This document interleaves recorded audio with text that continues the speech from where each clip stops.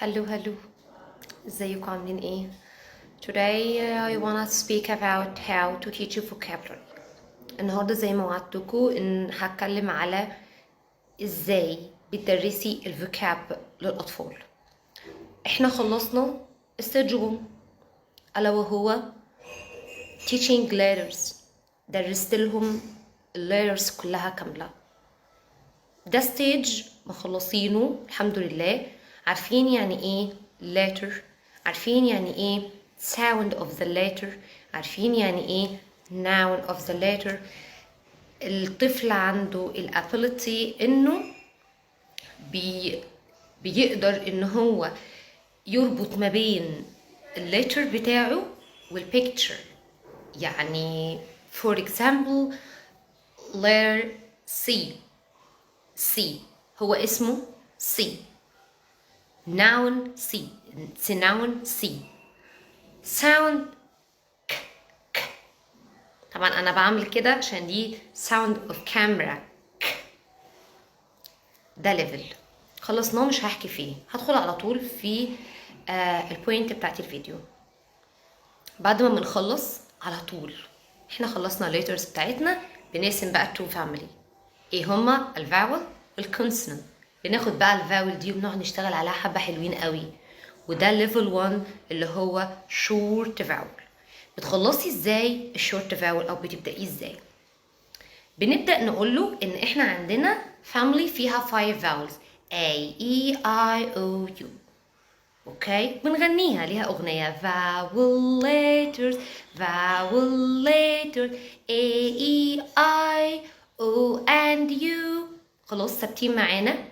بعديها على طول بنبدا نقول انا معايا sound، هنبدا بالفاول A، فبنقول له لو جه اي letter معايا اهو وجه بعد منه sound A، طبعا sound of A فهنا مثلا هنقول B sound B يبقى هنا في ايه ب، وهنا في ايه يبقوا الاتنين با. طيب لو زودنا letter كمان في الاخر for example T، فاحنا قلنا بات.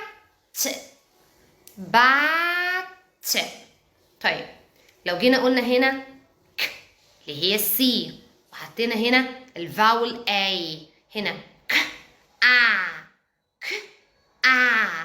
يبقى كا. حطي تي مثلا تبقى كات.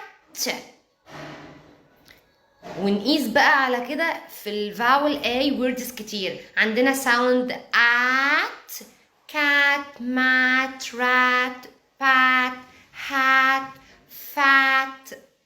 طيب خلصنا الفاول اي، هندخل على الفاول اي. sound of اي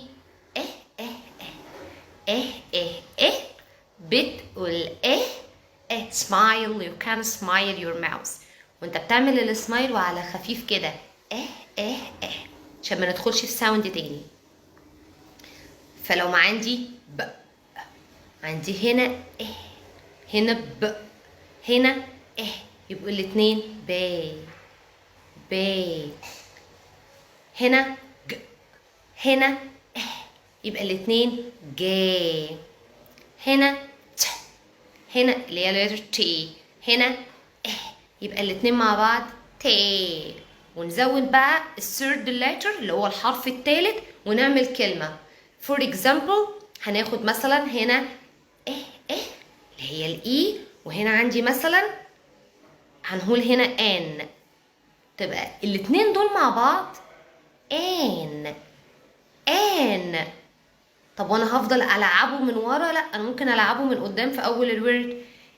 ان لو انا حطيت لها قدام ت تبقى تان اللي هي نمبر 10، ما اسمهاش 10، مش نمبر 10، ده مش 10. تان you smile. طيب ان تبقى هين يعني دجاجة. هوقف هنا كده. انا شرحت شورت اي وشرحت شورت اي مع الورد. يبقى انا كده شرحت له الشورت A sound A A A شورت E sound A A بتقول A يعني ب ل ف ج وهكذا، وبنربط بقى الثيرد ليتر بتاعي. بعد ما بنخلص بنعمل ايه؟ بنعمل اكسرسايز. انا عايزه اكسرسايز makes perfect. exercise makes perfect. لو مفيش اكسرسايز انا مش هحصل اي ريزولتس.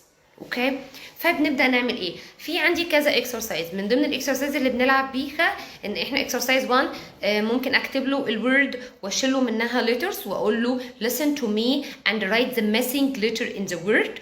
اكتب له مثلا cat اشيل مره ال A، اكتب له مثلا hat اشيل مره ال H. انا هنا بعتمد على الليسننج بتاعه، انت سامعني كويس ولا لا. مش شرط اشيل اللي في الميدل بس، لا انا ممكن اشيل الفيرست ليتر او السكند ليتر او الثيرد ليتر. طبعا احنا شغالين على وورد من 3 ليترز بس. بعد كده بنكمل اكسرسايز تاني ان انا ببقى راسمه البيكتشر او حاطه له الصوره يعني ذات نفسها وهي ماتش بالورد بتاعتها.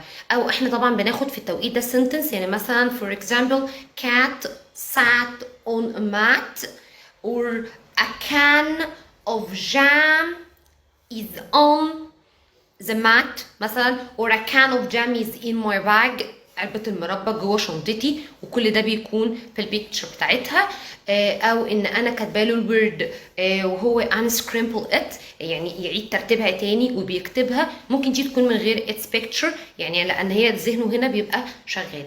هنا انا شرحت الشورت A وشرحت الشورت E. ان شاء الله هنزل بالشورت O في فيديو قصير قوي عشان ما اطولش عليكم في الفيديوز، وبعديها الشورت I وبعديها الشورت U، وهنا نكونوا خلصنا الشورت فاول. وبعد كده انا بدات من جهه تانية لان انا شغاله في ليفل تاني مع اطفال تانية باللونج فاول. كل ما هخلص برضو لونج فاول مع الاطفال اللي شغاله هبقى انزلها، يبقى انا من جهه